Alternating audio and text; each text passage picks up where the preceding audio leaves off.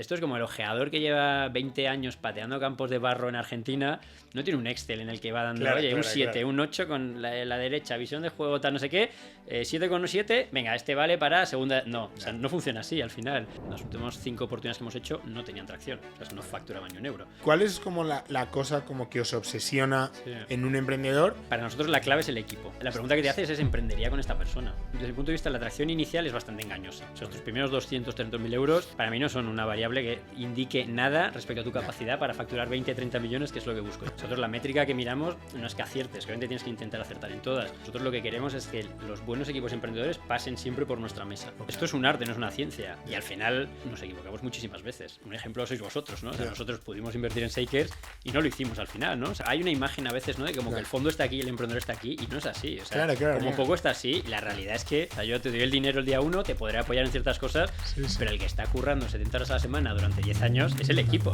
¿Te llegan a día de hoy decks que no tienen la palabra IA? ¿O ya no hay muy raro? Solo? Voy un poco más a la esencia, que es la tecnología que uses, me da igual. A mí lo que me importa es cómo estás resolviendo el problema, y lo que quiero ver es que hay una diferencia enorme en cómo se está haciendo ahora y cómo lo vas a hacer tú. Yo no necesito que tengas definida una arquitectura de aquí a 10 años. Yo quiero que lo que me cuentes tiene sentido. Para mí hay una máxima que es el talento es clave. O sea, igual que yo evalúo el talento del equipo emprendedor, el equipo emprendedor tiene que ser capaz de contratar a este top 1%, porque al final la compañía es eso. O sea, la compañía escala porque tienes gente en la que puedes apoyarte y en la que confías ciegamente. A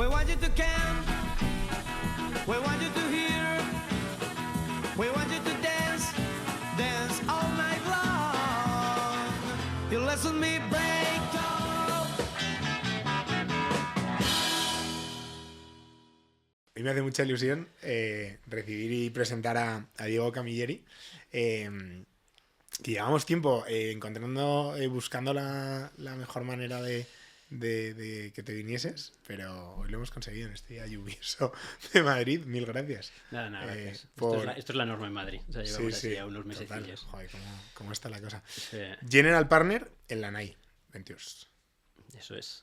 ¿Cuánto tiempo llevas ahí? Cuéntanos un poco cómo es tu relación con este rol y con Lanai. Sí, o sea, yo llevo en Lanai 3 años. Llevo más tiempo, bueno, digamos, estuvimos cortejándonos un tiempo antes de que me viniese. ¿Sí? Yo llegué aquí un poco orgánicamente. O sea, este no era mi objetivo cuando empecé a currar hace 15 años ya. Nunca no era un camino que tuviese definido, pero yo creo que bueno, la vida vas tomando pequeños pasos que te llevan en cosas que te gustan, cosas que no te gustan. Sí. Y oye, a veces en la vida pues acabas encontrando esta cosa que dices, joder, me veo 20 años haciendo eso. Y esto es lo que me pasó con Lanai. O sea, es cuando decidí ya dar el salto, dejar un poco mi vida más corporate anterior y saltar a esto. Ahora entramos para que cuentes exactamente lo que hacéis. Hablas de tu vida corporate anterior. Eso es... ¿Uber? Sí, bueno, Uber y KPMG, que es yo creo que más corporate. Bueno, y una muy anterior que fue Telefónica, que esa fue un poco incluso más corporate. No me la sabía yo. Bueno, eso fue en la carrera. O sea, estuve un año en el último año de carrera trabajando ahí. Y mi vida corporate empezó en KPMG, o sea, estuve 8 años en KPMG. Estuve 5 años en Madrid, luego me fui en el 2015 a Estados Unidos. Estaba en un equipo que se llamaba Deal Advisory and Strategy, que era temas de money. Y en Estados Unidos estaba en el equipo de tecnología. Empezó mi romance con este mundo, porque empecé a hacer proyectos... Tecnología en sentido amplio, o sea, había compañías muy grandes como Glassdoor, que se vendió por 1.000 millones, pero hice muchas startups. Y ahí empecé a invertir. Empecé a invertir en cosas, y esta era una de ellas, y poco a poco, pues esto, que era una forma de invertir, se convirtió en un hobby y se convirtió en algo que ocupó mucho tiempo. Entonces después hice un MBA en INSEAD y después entré en Uber. Y en Uber, entré en Uber y hice otra cosa, ¿no? O sea, entré en Uber a montar el equipo de estrategia competitiva en EMEA, un proyecto que me encantó. Sí. Y luego... quería profesionalizar un poco lo que estaba haciendo como Business Angel, y entonces monté una comunidad de inversión llamada ISIT, que la idea inicialmente era muy vinculada a INSEAD, o sea, era alumni de INSEAD y metido en startups, y esto es algo que empezó a coger forma, empezó a crecer, llegamos a ser 180 miembros en 30 países, hemos hecho 10 inversiones, y bueno, digamos que descubrí mi pasión en la vida. O sea, yo tenía 2 trabajos, uno me pagaba, otro no me pagaba. Y ahora has conseguido que converjan, ¿no? Sí, bueno, mi idea en un momento vital, cuando tuve mi primer hijo, de esto que reflexionas sobre tu vida, y joder, yo tengo que dedicarme a esto, ¿no? O sea, 2 trabajos, ¿por qué le digo 40 horas a la semana algo que no me paga? Bueno, porque me encanta. Y entonces ahí es un poco cuando empezó ya las conversaciones con Lanai y me acabé uniendo a ellos. Qué chulo. ¿Y cómo, o sea, este concepto, ¿no?, de estrategia competitiva en Uber, qué hacías exactamente o cómo surge la idea después de un MBA, ¿no? Es como el tipo de trabajo que a lo mejor, ¿no? Como que te imaginas... A ver, este no era mi objetivo, ¿eh? Vale. O sea, mi objetivo era entrar a una startup. Okay. Lo que pasa es que yo quería entrar en una startup en un rol que no fuese financiero, porque mi background era 100% financiero y me apetecía probar algo nuevo. Lo que pasaba es que yo, todas las startups que hablaba, me decían, oye, sí, muy interesante este rol para la parte de operaciones, para lo que sea, pero es que también tenemos este rol en finanzas, ¿por qué no vas a este rol? Y yo, es que eso no lo quiero. Y vi que pues me era muy complicado un rol que me gustase en una parte que no fuese la financiera, y a través de un buen amigo pues me puso en contacto con este equipo en Uber, el equipo de estrategia. Me dijo, están buscando a alguien en este equipo, y al final esto, como todo en la vida, ¿no? Es un tema muy personal. O sea, cuando les conocí dije, oye, me gustó la compañía, pero me gustó mucho el equipo con el que iba a estar trabajando. Claro. Y bueno, cambié un poco de idea y ahí que me fui a Ámsterdam. Y esto justo estabas en Ámsterdam, ¿no? Sí, justo, sí. Momento... Ahí ¿cómo era? O sea, ¿era un momento de estos que ha vivido Uber de tensión y estar todos los días en las noticias, o estaban ya... O sea, esto fue justo poco después de la salida a bolsa. Vale. Entonces, en una compañía pública, estaba un poco en este proceso de pasar de compañía privada a compañía pública, con todo lo que eso implica. ¿Ya habéis cambiado de CEO y todo? Sí, vale. Y a ver, lo que pasó justo es que yo al poco unirme, pues llegó COVID. Y al final, esto fue para una compañía de movilidad en la que la gente no se puede mover, pues obviamente el negocio cayó 80-90% de vender el mercado. O sea que fue un momento de cambio, no por lo que había pasado antes en Uber, pero por todo este contexto que al final, bueno, puso mucho más también el ojo en la parte competitiva, ¿no? Porque al final era un negocio que había mucha incertidumbre ahí. Pero bueno, para mí fue una etapa espectacular. O sea, yo estoy haciendo esto, pero yo cuando estaba en Uber no era la sensación de estoy haciendo algo que no me gusta. O sea, me veía trabajando en eso, lo que pasa es que había algo que me encantaba, ¿no? O sea, sí. Pocas cosas en la vida encuentras que sientas este fuego dentro de qué es lo que ves. Tú estás haciendo 20 años, y por eso decidí dejar esta... La verdad es que, o sea, yo recuerdo, yo en esa época también trabajaba mucho con Uber como cliente. Sí. Y es probable que hayamos coincidido a lo mejor en alguna cadena de email, tendría que revisarlo, luego comentamos, pero había gente espectacular. O sea, recuerdo que la calidad del talento de la gente que curraba en ese momento en Uber era una pasada. Hacía mucho con el equipo de Francia, Alemania, Italia y España, y la verdad es que todos los perfiles eran gente muy buena, muy rápida y con ganas, ¿no? Y muchos de ellos, no me extraña, ¿no? Lo que estás contando, han acabado siendo emprendedores y recuerdo gente de esa época que están todos montando sus propios proyectos y emprendiendo y ligados como un poco... Es que era una cultura muy emprendedora, porque al final a mí era una cultura que me gustaba mucho, pero era una cultura muy exigente, pero era muy orientada a resultados. O sea, tú eras responsable de un área o tenías que hacer algo, cómo lo hicieses daba igual. Vale. Incluso podías casi definir un poco el éxito que era, ¿no? Obviamente tenías que convencer a la organización, digamos, y la organización, dependiendo de cada persona, pues a distinta gente, pero al final era una operativa que te daba mucha libertad, teniendo siempre un paraguas. O sea, era no sé, yo por mi rol, yo podía escribir a gente de, no sé, de Argentina, de San Francisco, de donde fuese. O sea, les escribías por Slack y todo el mundo te contestaba y todo el mundo tenía un rato para ti. Entonces, oye, mientras justificases por qué querías tener tiempo con gente que llevaba 15 años en Uber y la gente sacaba el tiempo. Entonces, bueno, tenías mucha libertad, pero sentías también este apoyo. Entonces, a mí me gustó mucho, la verdad que fue una experiencia muy buena. Y a nivel cultura me gustó mucho también. Sí. Qué guay. Sí, yo digo que tengo un buen recuerdo. Entonces, después de Uber, directamente... ¿Das el paso a Lanai? Sí, o sea, hubo un tiempo en el que estuve planteando darle un poquito más de estructura a Easit, a la comunidad esta que había montado, porque al final llegó un punto en el que cada mes entraban 7 o 8 personas nuevas. Yo no conocía a la gente que entraba. O sea, los últimos 100 que entraron yo no sabía quiénes eran. Era gente que estaba dentro, que iba a comer con su jefe y le hablaba y entraba. O alguien que metía a su primo. Entonces, digamos que tenía un crecimiento muy orgánico, o sea, una comunidad que funcionaba. Pero también requería mucho trabajo, mucho trabajo, y cuanto más crecía, más trabajo era. Entonces yo estaba pensando, oye, pues si me dedico a tiempo completo a esto, ¿qué estructura le puedo dar? Claro. Pero en paralelo estaba teniendo unas conversaciones con Lanai. Yo la gente de Lanai les conocía a través de un amigo en común, habíamos tenido, me parecían gente muy listas, que valoraba mucho desde el lado profesional, pero sobre todo desde el lado personal veía que estábamos muy alineados. O sea, en cuanto a qué queríamos en la vida, cómo veíamos el mundo de la inversión, la relación con los emprendedores. O sea, estas que para mí era clave al final, ¿no? Porque este es mi proyecto emprendedor. O sea, tú estás emprendiendo, pero para mí Lanai es mi proyecto emprendedor a 20 años vista realmente. Entonces tenía que tener muy claro que la gente con la que, oye, me fuese a animar a hacer este proyecto a muy largo plazo, bueno, que encajásemos a nivel personal y que tuviéramos la misma visión de en 20 años donde queremos estar en la vida. Y la verdad que fue un fit 100%, o sea que... vamos, tampoco me lo tuve que pensar mucho, ¿eh? O sea, que al final fue una decisión de un día prácticamente, realmente. Llevamos un rato hablando de la NAI, pero ¿qué es la NAI a día de hoy? Cuéntanos un poco, ¿no? Como el origen y qué existía ya cuando llegaste tú y cuál es vuestra visión de futuro, ¿no? Hablas de 20 años, se dice pronto. Bueno, el proyecto en el que quiero retirarme es este. Qué guay. No, pues a ver, igual que mi camino hasta la NAI, o sea, mi camino inversor ha sido también bastante orgánico, o sea, no ha sido algo que se ha planificado. La NAI fue parecido. O sea, la NAI surge en el 17, un grupo de emprendedores que se conocían y se juntaban para coinvertir juntos. Y este grupo va creciendo, o sea, principalmente emprendedores, aunque empieza a haber gente de los alrededores de este grupo, pero muy relacionados con el mundo emprendedor todos.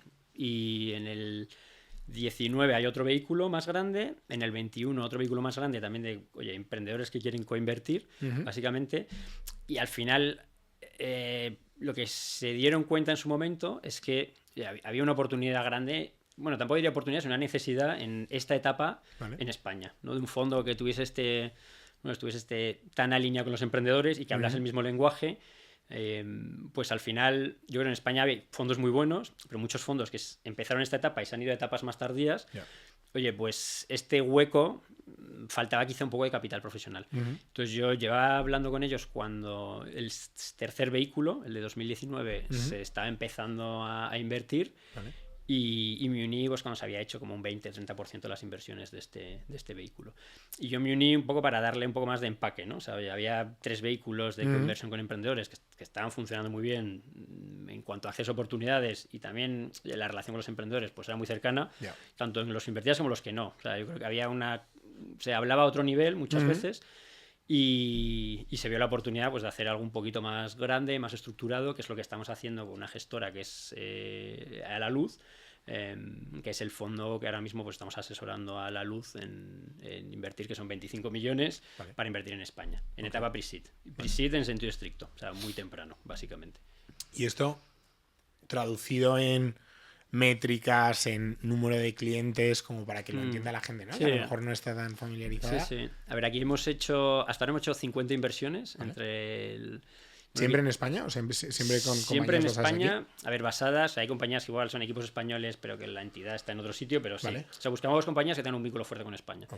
Porque en España, digamos, tenemos buen acceso a oportunidades, pero también es donde podemos aportar más. O sea, hay un emprendedor colombiano, pues probablemente no sea el mejor inversor, y es lo que intentamos ser también. Pero si viviese en España y estamos en un negocio aquí... gran parte de estos emprendedores son también internacionales.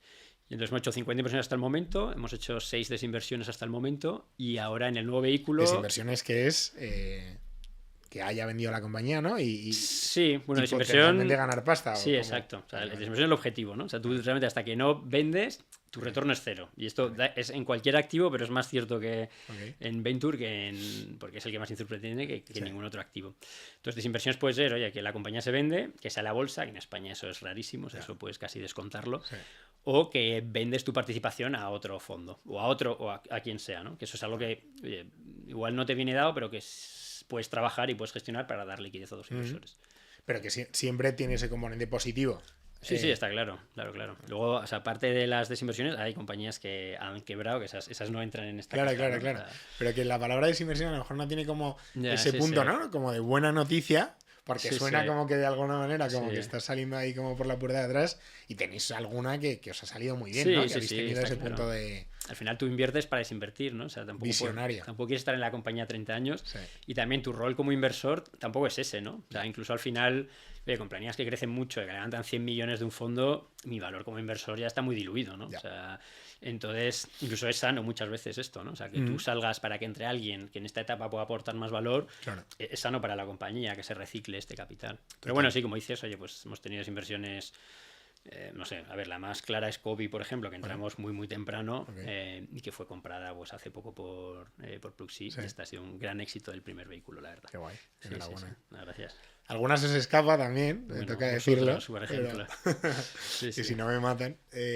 No, pero es verdad que con vosotros la relación fue buenísima siempre desde el principio, pero tienes estas cosas, ¿no? Como que hay veces que por mucho que pueda parecer, ¿no? Como que todo tiene sentido. Hay cosas que se tienen que salir de la tesis. E incluso hay un nombre, ¿no? Para esto, ¿no? Que es el concepto ese de antiportfolio, de las cosas donde no has invertido y No, y a veces, a ver, nosotros los inversores nos equivocamos y nos equivocamos mucho realmente. Nosotros la métrica que miramos no es que aciertes, que obviamente tienes que intentar acertar en todas. Nosotros lo que queremos es que los buenos equipos emprendedores pasen siempre por nuestra mesa. O sea, si han pasado, bueno, o sea, al final eso es que hemos hecho nuestro trabajo. Si luego te equivocas, obviamente tienes que intentar equivocarte lo menos posible. Pero es que si no pasan por tu mesa, es que da igual que seas muy bueno eligiendo. Al final tú eliges lo que crees que es mejor de tu pool de oportunidades que te pasan. Y ahí hay mucha simetría. O sea, esta, sobre todo en pre-seed, es la variable que tienes que optimizar. Porque yo no puedo ir a Google a buscar emprendedores en pre-seed. O sea, tienes que tener una red para que te llegue este deal flow. Fondos de etapas más tardías, tú sí puedes ir al portfolio de todos los fondos pre-seed, oye, y ver que han invertido. Ese es tu pool potencial de inversiones. Entonces aquí hay una parte de gestionar la red y el deal flow que es muy importante. Pero bueno, como todos nos equivocamos, como vosotros nos equivocamos. O sea, sí te la digo en broma. Pero aquí, o sea, además a ti que sé que te mola el deporte, hay como alguna analogía, ¿no? Como con el concepto de los ojeadores también, de cómo se monta esta red. Obviamente no des aquí como la receta secreta, pero qué cosas hay así como que digas, es que esto nos hemos fijado en otras industrias, otros sectores que no tienen absolutamente nada que ver, pero para lo que tú dices, ¿no? Oye, mi KPI es que todos los emprendedores buenos en algún momento hayan podido pasar por delante nuestro, hayamos podido analizarlo, mirarlo, hablar con ellos, independientemente de que luego encaje o no encaje, ¿no? Sí. ¿Cómo aquí, montas esto? Al final es mucho curro, ¿eh? O sea, aquí tampoco hay una secreta mágica. O sea, aquí puedo decir lo que hacemos, que a nadie le va a sorprender. O sea, un inversor que lo vea no va a decir, me está dando cosas que no sé. O sea, es todo bastante obvio.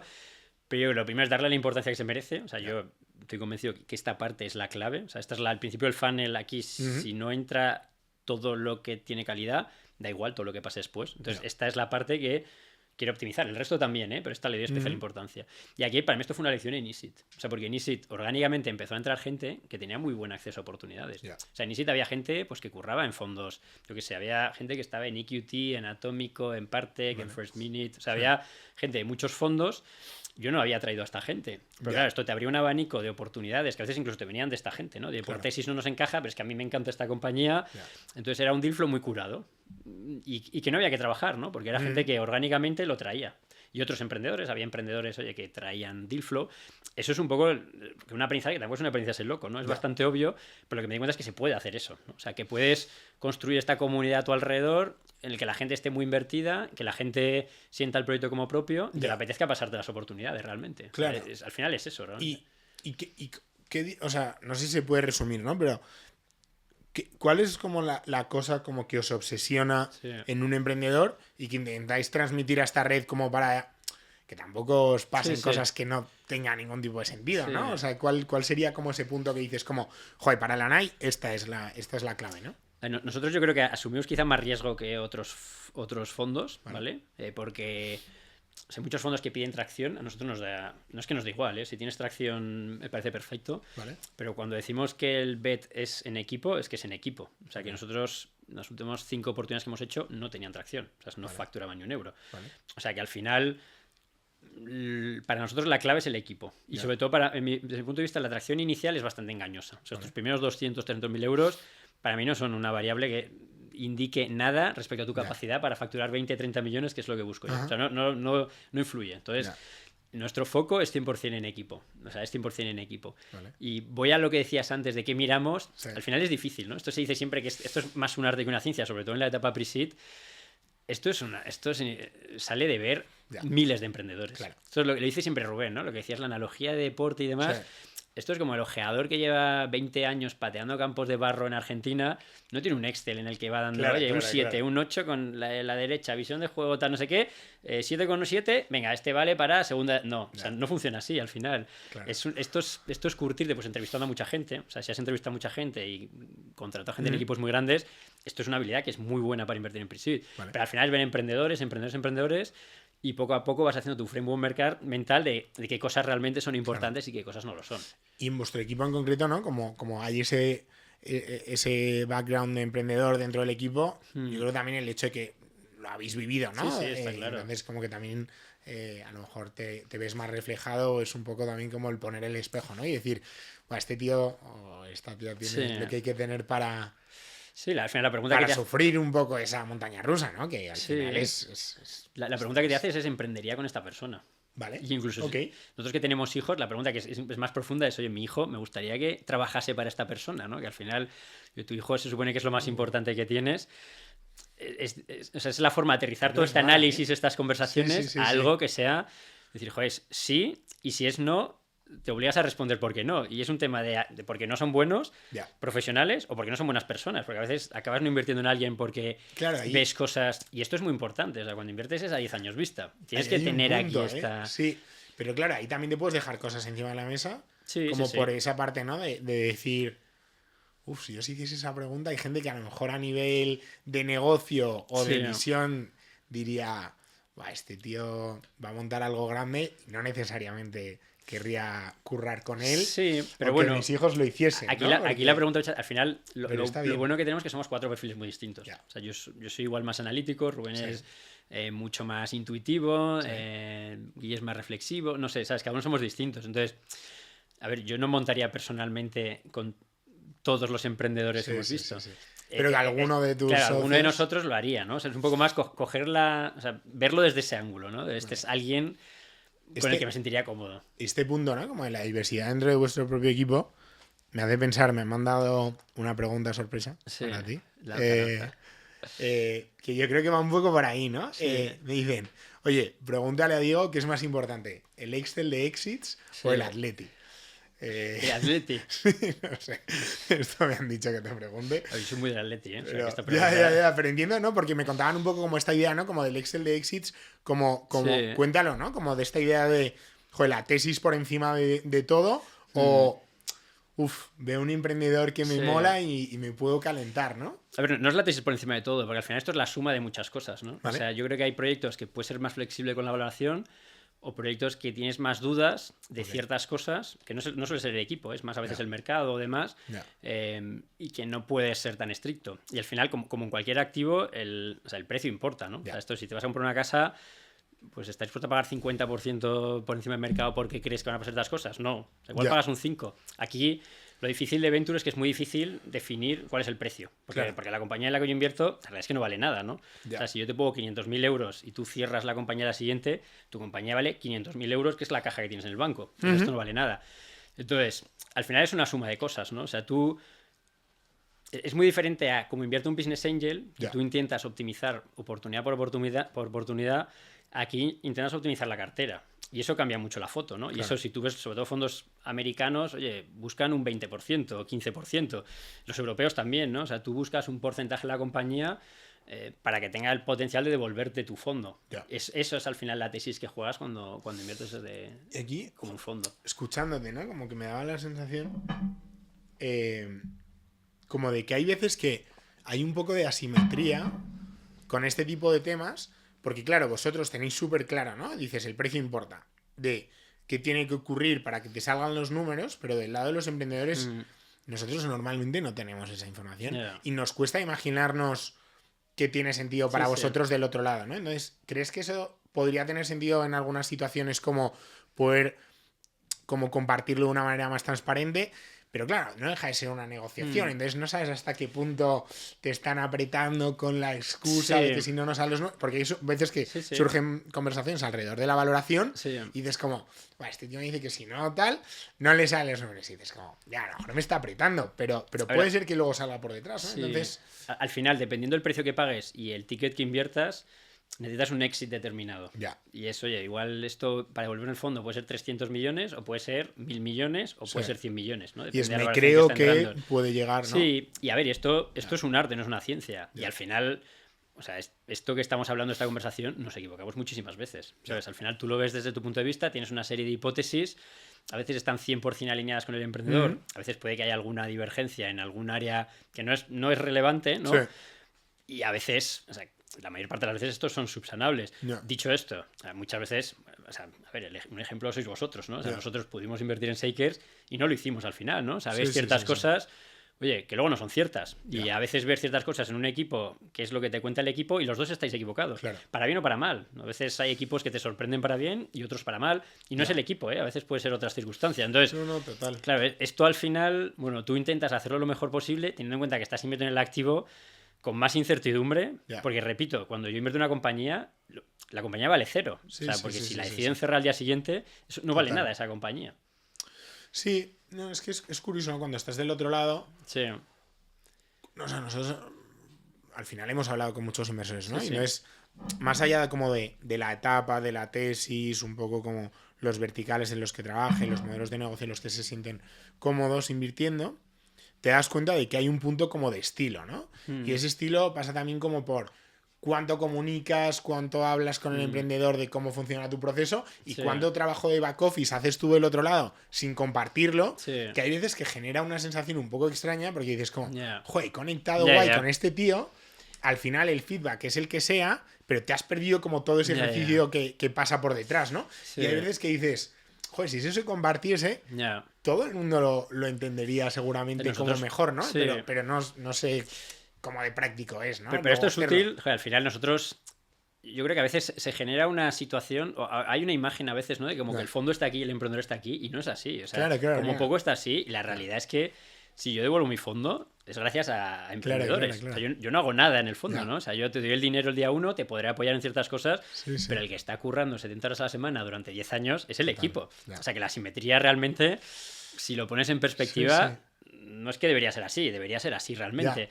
Entonces, o sea, todo este feedback es positivo. Nosotros intentamos ser lo más transparente posible. O sea, por ejemplo, incluso con los KOs, ¿no? Hay muchos fondos que dicen, yo cuando doy KO, a ver, yo lo veo, ¿no? O sea, das algo súper blando o dices, yo no doy KO porque yo no digo por qué, porque me genera. Yo siempre justifico por qué estoy dando el KO. Se Sí, valora y a mí me muchísimo, vale ¿eh? mucho también porque muchas veces me equivoco, es lo que digo, ¿no? Claro. Si yo ahora pudiese ver, o sea, yo no hablé con vosotros, pero si hubiese hablado con Shakers y veo mi correo, oye, Nico, yo no invierto porque creo que el mercado tal no sé qué, decir, joder, es que estaba equivocado en todo. O mira, solo me he equivocado en una cosa, pero es que esta cosa es la que importa, ¿no? Claro. Al final es la forma un poco de aprender esto. Pero bueno, que al final esto es un viaje a largo plazo, ¿eh? O sea, que yo creo que aquí todos... Y nosotros también tenemos áreas en las que a veces igual hay que... No, tienes que moverte un poquito más en el otro lado, ¿no? ¿Entender? Se valora un montón. Cuando a nosotros nos han dicho que no muchas veces, y espero que siga siendo así porque te mantiene también ahí un poco con ese punto, ¿no? Este proceso que hemos estado haciendo ahora, ¿no? De volver a levantar capital, nos ha hecho hacernos como tantas preguntas porque al final, joder, te estás exponiendo, ¿no? Y es como, no diría que es un examen, pero sí que es un ejercicio también de contar pues tu visión y lo que tú quieres construir y que mucha gente que no tiene a lo mejor ese contexto te dé feedback, ¿no? Con unos elementos propios y unos sesgos y tal que son muy valiosos porque dices, wow, nunca lo hubiese pensado así, ¿no? Pero alguna vez, ¿no? Que nos han dicho, no, porque no me creo que la gente pueda trabajar de forma remota, ¿no? Y dices como, tú estás un poco ya como 2018, pero hay otras veces que cuando se curran, ¿no? Como ese feedback y te explican como la lógica que hay detrás, como que es imposible enfadarse porque dices, es que lo entiendo perfectamente con la información que hay. El emprendedor tiene una serie de hipótesis y tú tienes una serie de hipótesis, oye, y a veces tú aciertas, muchas veces otras, o sea, muchas veces es el equipo emprendedor el que acierta al final. Pero esto es el ejercicio de transparencia que tú decías. Y luego hay otra derivada que al final, esto no se habla, y esto vuelvo a hablar, esto de que parece que los fondos estamos aquí, los emprendedores ahí. Pero hay emprendedores que eligen, ¿no? No sé si a vosotros, yo imagino que os ha pasado, oye, tú puedes elegir inversores. Igual que el no para el emprendedor, muchas veces es cuando más aprendes, ¿no? O sea, porque es el feedback, oye, igual es muy consistente y te hace repensar cosas. ¿No? Pero cuando te curas fuera de un deal, tú intentas que te pase lo menos posible. Pero son periodos, o sea, son estos momentos en los que tienes que aprender y por qué te quita el deal esta persona. A veces puede ser un tema simplemente de precio, ¿no? Alguien que está pagando algo más, o yo qué sé, quieren un fondo internacional, no lo sé, puede ser, no sé, dinámicas, pero a veces es un ejercicio introspectivo de, oye, ¿qué podemos mejorar en esta relación con el emprendedor? Y esto es muy relevante, ¿eh? O sea, al final esto es lo que te hace mejor en este camino que habla de 20 años vista. Esta mentalidad y oye, analizar un poco todas estas cosas es el compound interest, ¿no? El interés compuesto que te va haciendo un poquito mejor mes a mes y el resultado no lo ves mes a mes, pero lo ves en 10 años. Y por ejemplo ahí, o sea, vosotros os fijáis, tenéis como referentes también como de fondos que os mole cómo operan en otros sitios y cogéis ideas y tal, o al final es un poco, oye, yo voy a construir mi propio camino, está bien que la gente tenga el suyo, pero no necesariamente nos dejamos influenciar, ¿no? A ver, si nos fijamos, pero aquí, o sea, el venture se puede hacer bien de muchas maneras y se puede hacer mal de muchas maneras. Y yo creo que es como cualquier compañía. Esto, en el fondo, es una empresa, ¿no? O sea, al final, tú tienes que entender qué es lo que te hace único, o sea, dónde tienes esta ventaja competitiva que los demás no puedan copiarte. Ya. Si intentamos jugar al juego de otros fondos con nuestras cartas, vamos a perder. Al final cada uno jugamos un juego. Okay. Entonces, el ejercicio que nosotros hicimos interno es, oye, ¿qué es lo que nos hace únicos, ¿no? ¿Qué es lo que nos hace únicos? Oye, ¿qué perfil somos de gente? ¿Vale? Y qué tipo de emprendedor nos va a permitir acceso. Y en la etapa, ¿no? Al final tú tienes estas 4 o 5 etapas en Venture, que es el sourcing, que es cómo te da acceso a los deals, ¿vale? El selecting, que es cómo elijo o sea, como elijo qué deals elijo. Luego hay una parte que es que te elijan, ¿vale? Que esta parte no es obvia, pero los fondos, los buenos emprendedores muchas veces acaban eligiendo. Que al final es un poco como la analogía de las compañías como el employer branding, ¿no? Y cómo trabajas este punto de la marca de, oye, soy atractivo para el talento y la gente quiere trabajar aquí. O sea, es que soy como compañía, y esto es aplicable a cualquier industria, pero al final tienes que entender esta serie de cosas, o sea, quién eres, y dentro de estas 5 etapas que hay, ¿no? Que luego estaría el servicing, que es como dar servicio a los emprendedores, y luego el exit, ¿no? O sea, cómo vas a salir de la compañía.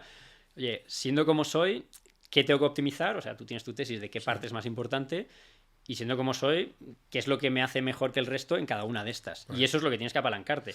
Yo no voy a jugar al juego de otros fondos que son mejores que nosotros en otras cosas, porque es así, o sea, no somos los mejores en todo. Y aquí tenéis como responsables de cada una de estas áreas, o sea, trabajáis como de manera constante como esta especie de funnel, ¿no? De las distintas áreas y constantemente estáis repensando, o tuvisteis una tesis inicial y sobre eso... O sea, no tenemos responsables, tuvimos una tesis inicial, pero que comentamos constantemente. Vale. O sea, la semana que viene estamos 6 horas y lo somos a hacer cada trimestre, comentamos un poco portfolio y luego nos metemos en temas de estos a profundizar, ¿no? O sea, qué lecciones ha habido, o sea, miras un poco lo que has invertido, que ha funcionado, que no, y lo que no has invertido, ¿no? O sea, lo que hablabas del antiportfolio, ¿en qué te equivocaste y si te equivocaste? Porque a veces puede que no inviertas en una compañía por ciertos motivos, vaya bien, y la decisión sigue siendo buena. Y a veces puedes invertir en una compañía que va bien y la decisión fue mala. O sea, al final hay que separar un poco el resultado de la calidad de la inversión.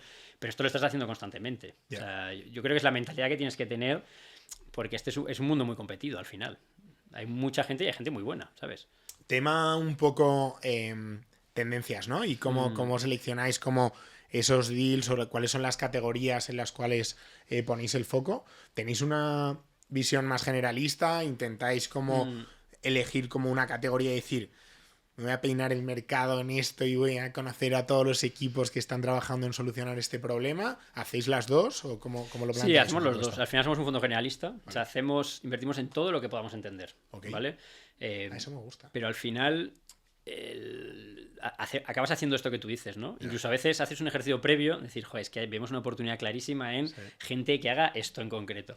Y acabas viendo gente que hace eso en concreto y haces este ejercicio de peinar, ¿no? O sea, ¿quién está haciendo esto en España? Pero sobre todo fuera, ¿no? Porque cada vez vivimos en un mundo más global y cada vez te tienes que ir fuera antes, es la realidad. Entonces ya tu competencia no son las startups españolas que hacen esto. Ya muchas veces el extranjero viene a España y tú tienes que ir al extranjero.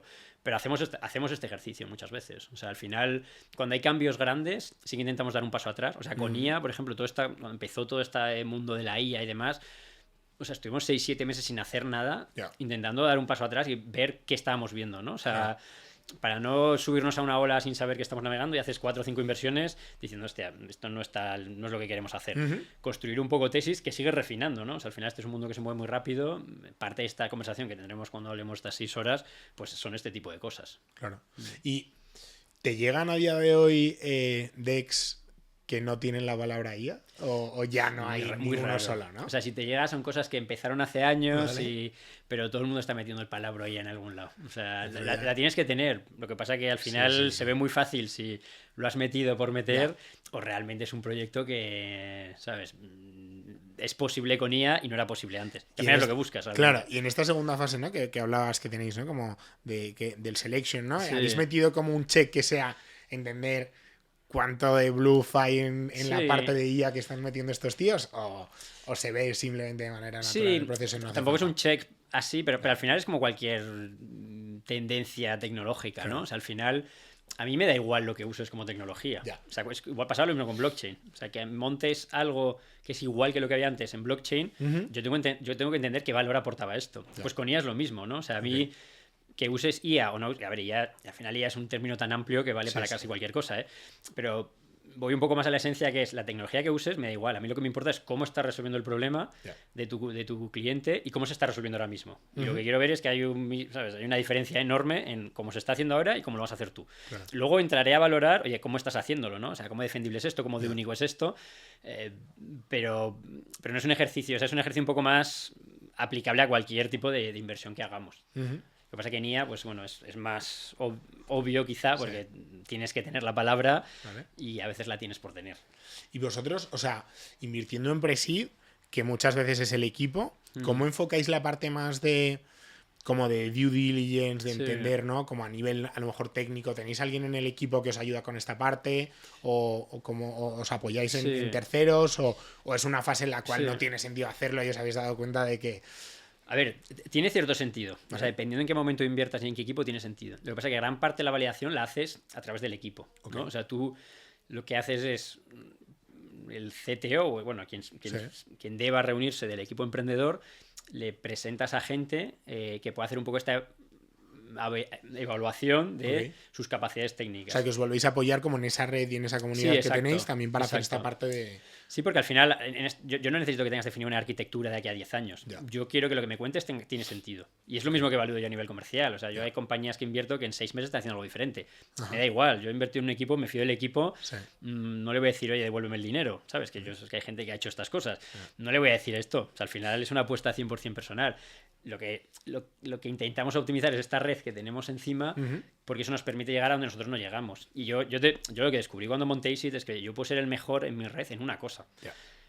Pero hay gente que si llevas 20 años haciendo temas de fashion, no sé qué, esta persona, ¿sabes? En 15 minutos ve lo que ya tardó 8 horas. Entonces, si tienes esta red detrás en la que te puedes apoyar media hora de llamada, ¿sabes? Que esto te quita días de trabajo al final. Si nutres esta red, si la cuidas, es muy útil, por ejemplo, para esto que tú dices, ¿no? Pero bueno, lo usamos más allá que la parte técnica, lo usamos para todo realmente. ¿Y cómo intentáis que sea esa relación con el emprendedor una vez que ya habéis invertido, ¿no? Que ya de alguna forma os habéis dicho, si quiero los dos, ha ocurrido todo lo que tenía que ocurrir, firmas, te conviertes en socios, porque al final no deja de ser eso.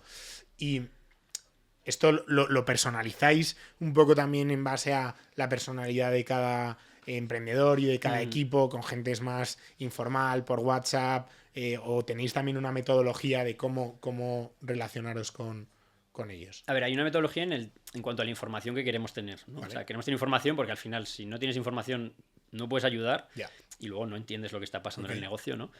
Entonces, eso sí que tenemos una metodología. En cuanto a esto que tú dices, depende muchísimo. O sea, depende mucho en cómo nos comunicamos. Hay gente que tienes una llamada recurrente, hay gente que es por WhatsApp, hay gente que es más ad hoc, vas viendo cómo lo vas haciendo, hay gente que es más en persona.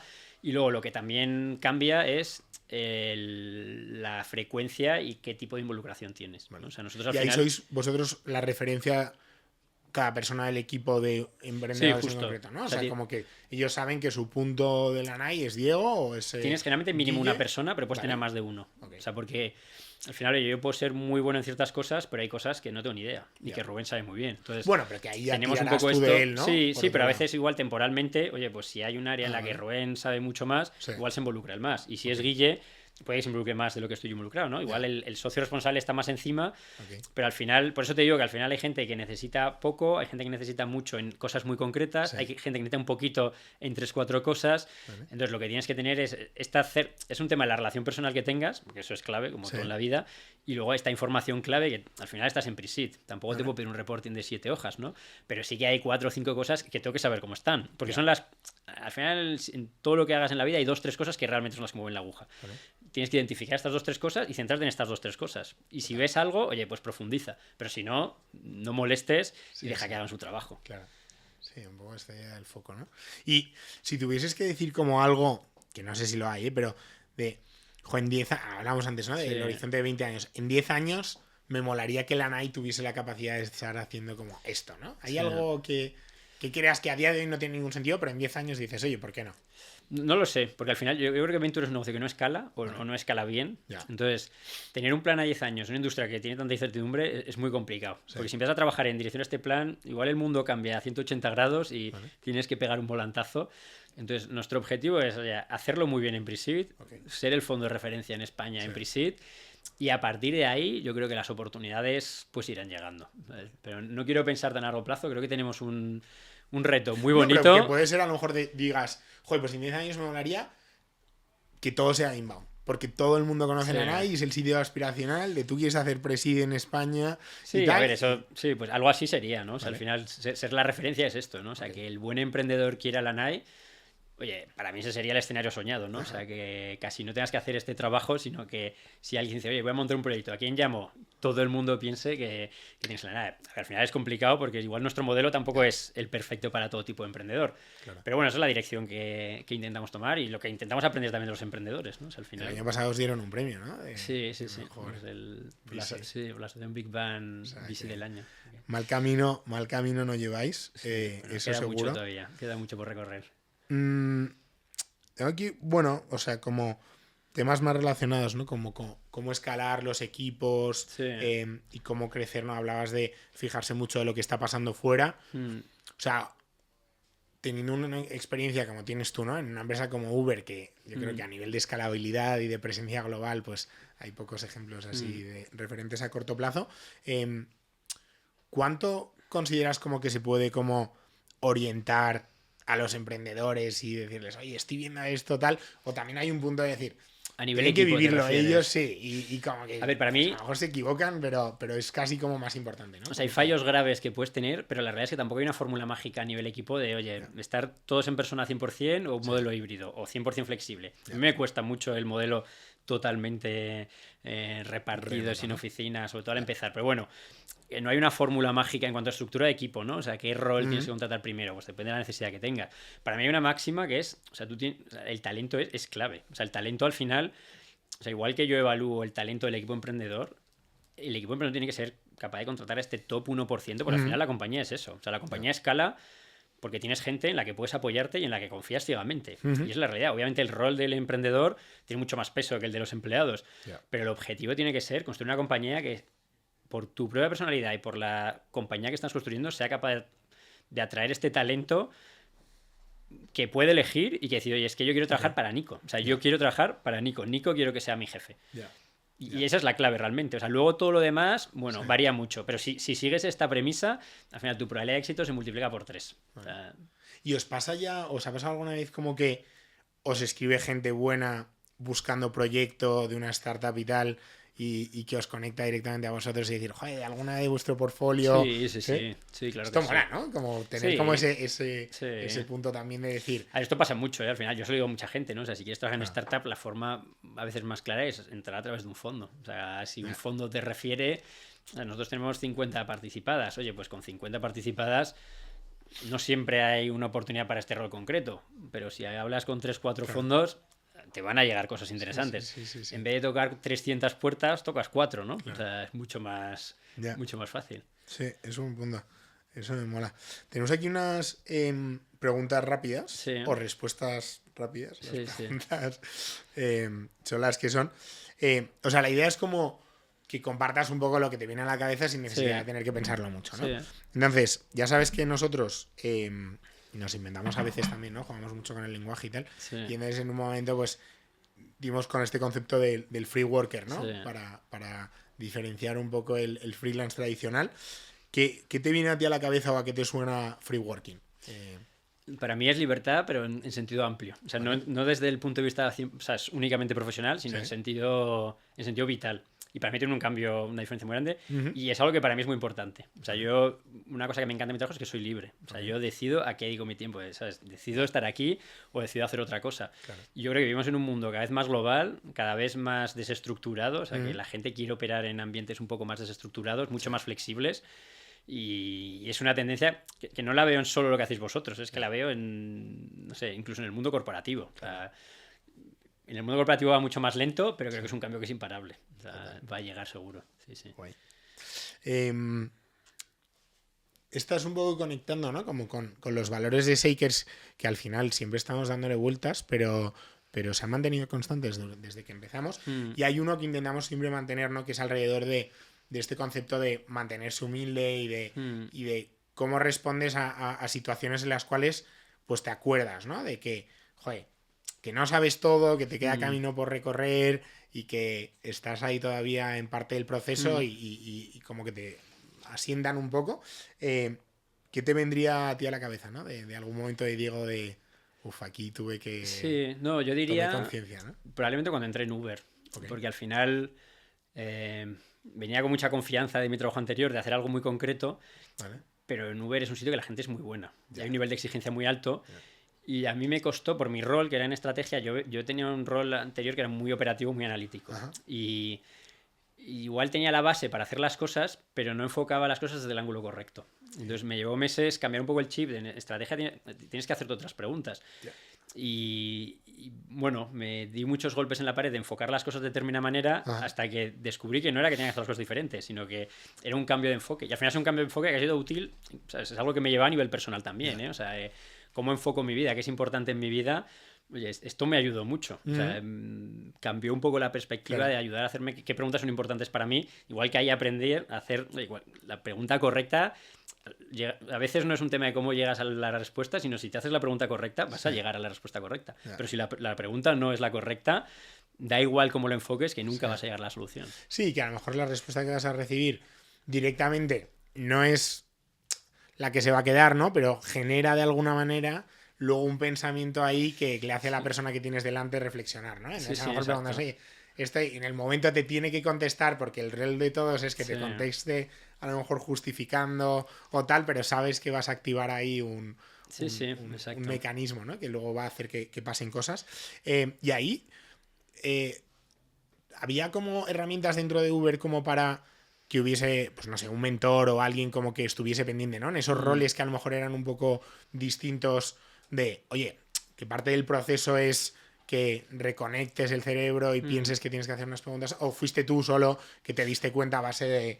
No, ahí, o sea, había un rol que era mentor, que al final era gente muy senior, que en la que te podías apoyar, podías tenerlo o no tenerlo, o sea, no era un rol que estuvo establecido, pero si querías era encontrar a esta persona, para mí fue más apoyarme en mis jefes, ¿no? Básicamente. O sea, sí, de levantar la mano, ¿no? También un poco sí, a ver, era un ambiente que permitía mucho esto. O sea, era un ambiente muy autónomo, pero un ambiente en el que muy colaborativo también. Entonces, al final, oye, alguien que te pueda dar este feedback, muchas veces al final, desde fuera, o sea, tú desde dentro, tú no percibes estas cosas, ¿no? O sea, no sabes qué puede estar fallando, pero es muy obvio para alguien que está fuera. O sea, tener este entorno que permite que alguien diga, oye, Diego, en una forma que no sea agresiva, ¿no? Esto está pasando, es que te permite corregir las cosas y sobre todo enfocar, ¿no? O sea, oye, esto pasa, tengo que hacer esta otra cosa de una forma muchísimo más rápida.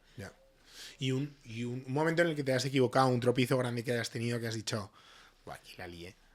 A ver, yo creo, no sé, o sea, tropiezo grande... O sea, fue un tropiezo grande no en cuanto al resultado, pero fue un tropiezo grande a nivel personal, ¿no? O sea, que es cuando estuve en Estados Unidos en KPMG, hice un proyecto que fue muy complicado, muy, muy complicado. Iba a ser 6 meses, 5 personas, íbamos a ser 80, año y medio. Y bueno, yo iba con mucha confianza, me ofrecí voluntario para hacer todo lo que era dentro del proyecto. Era una transacción grande para un private equity de más de 1.000 millones. Lo más complicado, lo más complejo, y también puedo hacer esto, ir hasta el fondo. Y llegó un punto de mucho desgaste mental. O sea, yo ahí aprendí a valorar un poco la salud mental y a cuidarme a mí mismo, ¿no? O sea, que de dar todo hacia afuera, pero no mirar nunca hacia adentro, llegó un punto que tampoco llegué al punto de no retorno, pero sí llegó un punto en el que estaba, o sea, durante meses estuve agotado mentalmente. O sea, tenía una nube mental que me impedía estar al 100%, sabía que lo había provocado y bueno, para mí, o sea, para mí es mi fracaso más grande a nivel personal, no por el resultado, porque el proyecto fue bien, pero pagué un precio personal muy alto y al final, oye, si merece la pena hacer esta serie de cosas a cambio de sacrificar esto. Bueno, yo creo que lo que merece la pena es como darse cuenta o tener estas situaciones lo antes posible, ¿no? Para poder hacer como un cambio en tu vida y retomar ese camino de la libertad. Poner en valor lo que es importante al final. Y sobre todo porque a mí lo que me enseñó es, a veces, maximizar el corto plazo no es la decisión correcta. O sea, siempre tienes que tener una visión muy a largo plazo. Y estas decisiones tan a corto plazo, pues al final te pueden pasar factura a largo. Y en esa visión a largo plazo, o sea, ¿cuál es un poco como tu sueño más ambicioso? Puede ser a nivel personal, a nivel profesional, o una combinación de ambos, ¿no? Yo sueño, o sea, como tal, o sea, yo no me pongo sueños como metas concretas, o sea, para mí eso es un objetivo. O sea, mi sueño es, y sé que esto va a sonar un poco raro, pero es, oye, una pregunta que me hago mucho, cuando tomo decisiones importantes, es cuando tenga 90 años y está a punto de morir, o sea, es esta decisión que estoy tomando ahora, cuál me gustaría haber tomado. O sea, no pensar en 3 meses voy a ganar más o voy a hacer más esto, esta otra cosa, sino cuando tenga 90 años, mira atrás. Entonces, al final... Como si estaría orgulloso, ¿no? Sí, estaría orgulloso del camino vital que he tomado. O sea, me arrepiento de algo que he tomado. Y al final mi sueño es, cuando tenga estos 90 años, mira atrás y decir, joder, o sea, lo que he hecho a nivel personal con mi familia, con mis amigos, a nivel profesional, he hecho lo que quería hacer y lo que creía que estaba bien. O sea, y al final, si teniendo esa mentalidad, o sea, yo estoy muy cómodo con las decisiones que estoy tomando. Total. Pues nada, darte las gracias. Hombre, gracias a vosotros. Invito a todo el mundo a que te sigan en LinkedIn, Diego Camilleri, y a la NAI también, ¿no? Sí, sí, sí. Y que si hay algún emprendedor que está montando algo desde España o con un vínculo fuerte con España, que os escriba, ¿no? ¿Cómo hacen o cómo recomiendas que lleguen a vosotros? A ver, nos pueden escribir directamente, o sea, no sé, o sea, si nos escriben por LinkedIn, al correo, lo más ¿Intentáis fácil... contestar a todo el mundo? O sea, ¿qué política tenéis ahí? Sí, o sea, intentamos, a veces, a ver, sinceramente, no siempre puedes y hay cosas que se te pueden caer en el tintero, pero bueno, yo creo que el 95% acabamos contestando y tampoco tardamos mucho. Yo lo que diría también es, la forma más fácil de entrar a un fondo es una referencia, o sea, de referencia de otro emprendedor.